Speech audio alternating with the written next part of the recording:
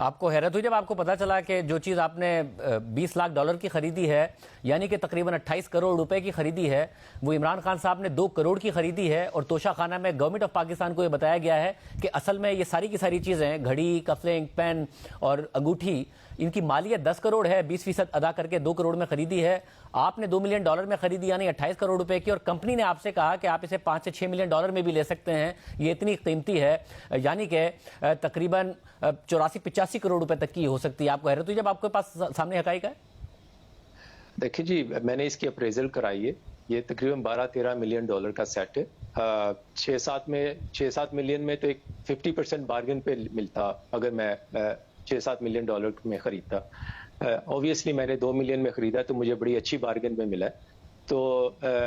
میں نے جو گاڑی خریدنے کے بعد اس کی اپریزل کرائی تو اس کی تقریباً 12 ملین سے زیادہ کی جو ہے قیمت ہے ڈالر کی۔ 12 ملین ڈالر کا مطلب ہے آپ کہہ رہے ہیں کہ تقریباً 1 ارب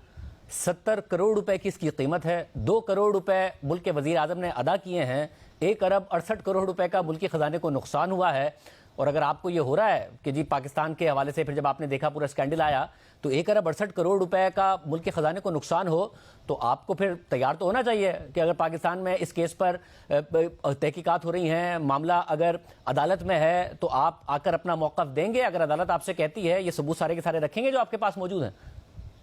بالکل جی، میرے پاس گاڑی موجود ہے اور اس کے سارے سرٹیفکیٹس موجود ہیں۔ آلریڈی میں اپنے لیے آپ کے سامنے بات کر رہا ہوں، اس کو کنفرم کر رہا ہوں کہ جی میں نے یہ خریدی ہے اور کس قیمت پہ میں خریدی ہے،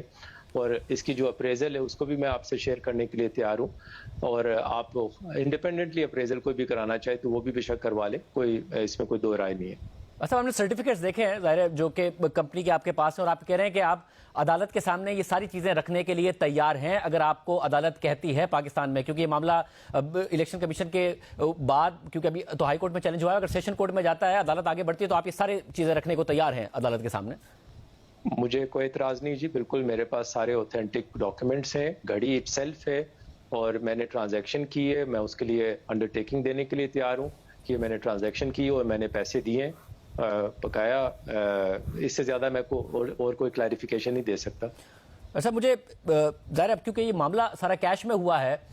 تو سوال اٹھے گا جہاں پر آپ سے یہ پوچھا جا سکتا ہے کہ بھئی آپ نے ان سے لی ہے تو وہ آپ کیسے ثابت کریں گے، اور ظاہر ان سے دوسرا سوال ہوگا کہ وہ ثابت کریں پھر اگر آپ نے ان کو نہیں بیچی عمر فاروق صاحب کو تو اور کس کو بیچی ہے، کیونکہ خان صاحب نے بھی نہیں بتایا کہ انہوں نے کس کو یہ بیچی تھی، اس شخص کا ابھی تک نام سامنے نہیں آیا ہے، تو آپ کنونسڈ ہیں اور یہ ثابت کر دیں گے کہ یہ آپ ہی پہلے بائر ہیں اس کے؟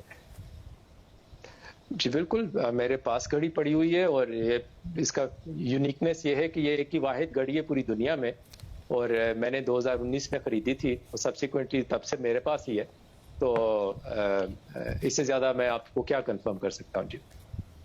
اس کے بعد فرح گوگی صاحبہ سے کبھی ملاقات ہوئی آپ کی؟ نہیں، کبھی نہیں ہوئی۔ شہزاد اکبر صاحب سے آخری رابطہ کب ہوا؟ ان سے آخری رابطہ کوئی اکتوبر میں ہوا تھا، جب انہوں نے مجھے بچوں کا تھریٹ کیا، اور اس کے بعد پھر پتہ چلا سوا مہینے بعد انہوں نے ایک کیس میرے پہ FIR لانچ کر دی لاہور میں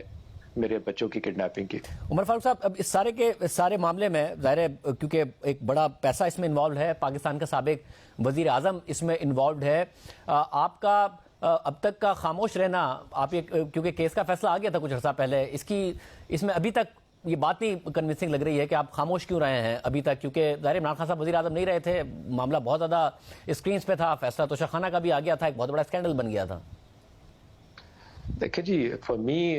میرے لیے تو یہ کوئی ایسی بات نہیں تھی کہ جس کو میں پولیٹیسائز کروں، نہ ہی میرا کوئی پولیٹیکل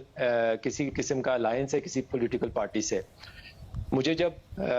پتہ چلا اس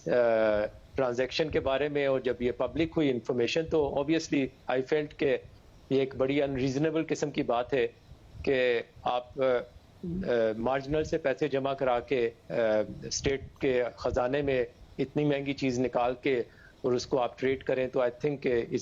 یہ بڑی ان ایتھیکل قسم کی ایک ان کی طرف سے کام ہوا ہے۔ آپ کو اس لیے غصہ آیا کہ انیتھیکل کام ہوا ہے، جیسے غصہ آیا کہ شہزاد اکبر نے آپ کے ساتھ اچھا نہیں کیا تھا اور آپ کو غصہ ہے ان پر، اس لیے آپ یہ سارے کے سارے معاملات اب سامنے لے کر آ رہے ہیں؟ نہیں جی، میں نے کیا کسی پہ غصہ کرنا ہے، وہ اپنے کی خود بھگتیں گے اور بھگت رہے ہیں، ابھی بھی اوبیسلی پاکستان سے بھاگے ہوئے ہیں، ان پہ کیسز بنے ہوئے ہیں، میرا یہ انٹرویو دینے کا یہ مطلب نہیں ہے کہ میں ان کو اس انٹرویو کے تھرو کوئی پریشرائز کروں. یہ ایک جو فیکٹس ہے میں نے آپ کے سامنے رکھا ہے جی. اور جو آپ کے اوپر ریڈ وارنٹ اور وہ سارا معاملہ تھا اس کا کیا ہوا جو آپ کہہ رہے ہیں کہ غلط ایڈریسز کر کے اور آپ کا ریڈ وارنٹ ایشو کرا لیا, انٹرپول نے اتنی آسانی سے ایشو کر دیا, اور پھر کیا ہوا؟ جی اب تو ریڈ وارنٹ واپس ہو گئے, وڈرا ہو گئے, میں نے کورٹ کے تھرو وارنٹس وڈرا کروا لیے ہیں, اور جو بھی کیسز ہیں ان کو میں ڈیل کر رہا ہوں لیگلی, اور انشاءاللہ مجھے امید ہے کہ میں ان میں سے سب میں سے بری ہو جاؤں گا.